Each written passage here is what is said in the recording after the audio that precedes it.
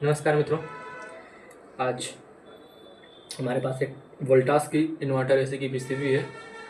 इसमें जो प्रॉब्लम थी वो तो सॉर्ट आउट हो गई है। प्रॉब्लम इसमें शॉर्टिंग की थी तो वो सही हो गई है। तो अभी अपन इसको आज जानते हैं कि इसमें कितने सेक्शन होते हैं और उन सेक्शन का कितना काम है और वहाँ पास कितने कितने वोल्ट बनते हैं और वो वोल्ट किसके लिए होते हैं, कौन से फंक्शन को चलाने के लिए होते हैं। ठीक है, तो सबसे पहले शुरुआत करते हैं हम।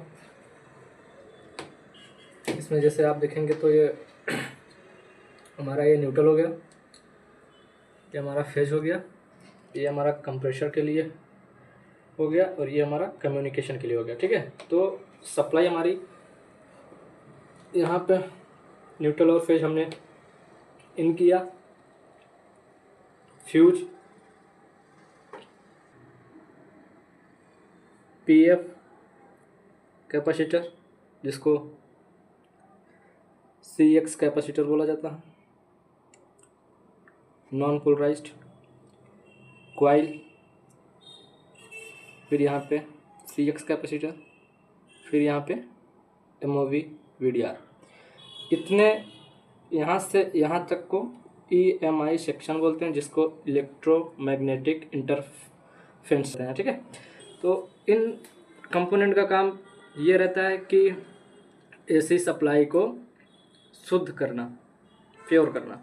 फिर वहाँ से सीधा आता है ये जो चार आपको डायोड दिख रहे हैं, ये ब्रिज डायोड है। इनका काम ये रहता है कि इस एसी सप्लाई को डीसी में कन्वर्ट करना, फिर उस डीसी को बूस्ट करके इस 350 इस कैपेसिटर पर 300-350 वोल्ट की सप्लाई को मेंटेन करना। अब वही सप्लाई स्विचिंग करके इस एसएम ट्रांसफार्मर से मॉसफेट के थ्रू, और ये उसकी आईसी रही गेट ड्राइवर आईसी, इसमें फ्रिक्वेंसी जनरेट करती है जिसको पल्सेटिंग डीसी बोलते हैं। इस 350 वोल्ट को स्टेप डाउन करके सेकेंडरी तरफ 12 वोल्ट, 5 वोल्ट, 15 वोल्ट जो भी रिक्वायरमेंट रहता है उस हिसाब से वोल्टेज यहाँ पे जनरेट होता है। ठीक है, ये हमारा हो गया ईएमआई सेक्शन, ये हमारा हो गया डीसी कन्वर्ट सेक्शन, ये हमारा हो गया एसटीआर सेक्शन और ये हमारा हो गया सेकेंडरी सेक्शन। ठीक है, इसी को एसएमपीएस सेक्शन भी बोला जाता है। अब यहाँ पे बने 12 वोल्ट, 5 वोल्ट जो अलग अलग सेक्शन को चलाने के लिए काम आते हैं। जैसे हमारा 12 वोल्ट जो हो गया वो इस रिले को ऑपरेट कराने के लिए और इस आईसी को ऑपरेट कराने के लिए, इस बजर को ऑपरेट कराने के लिए, और यहाँ पास एक स्विंग मोटर लगी रहती है जिसको स्टेपर मोटर के नाम से भी बोलते हैं, इसको भी चलाने के लिए यूज किया जाता है। अब जो हमारी 5 वोल्ट की सप्लाई रही वो इस डिस्प्ले को चलाने के लिए यूज किया जाता है, इस स्विच को ऑपरेट करने के लिए यूज किया जाता है। यहाँ पे सेंसर लगा रहता है, कॉइल सेंसर और पाइप सेंसर, दोनों एक ही हैं, रूम सेंसर। कॉइल सेंसर और रूम सेंसर को ऑपरेट कराने के लिए 5 वोल्ट की सप्लाई चाहिए। वही 5 वोल्ट की सप्लाई इस हमारी माइक्रो कंट्रोलर प्रोसेसर आईसी को चलाने के लिए चाहिए। और ये हमारा ईप्रोम रहा जो कि ये प्रोग्रामिंग आईसी है, इसको भी ऑपरेट कराने के लिए 5 वोल्ट चाहिए। ठीक है, तो ये हमारा हो गया रेगुलेशन सेक्शन, ये हमारा हो गया थर्मिस्टर सेंसर, ये हमारा हो गया डिस्प्ले सेक्शन, ये हमारा हो गया कीपैड सेक्शन, ये हमारा हो गया स्टेपर मोटर सेक्शन या स्विंग सेक्शन, ये हमारा हो गया बजर सेक्शन।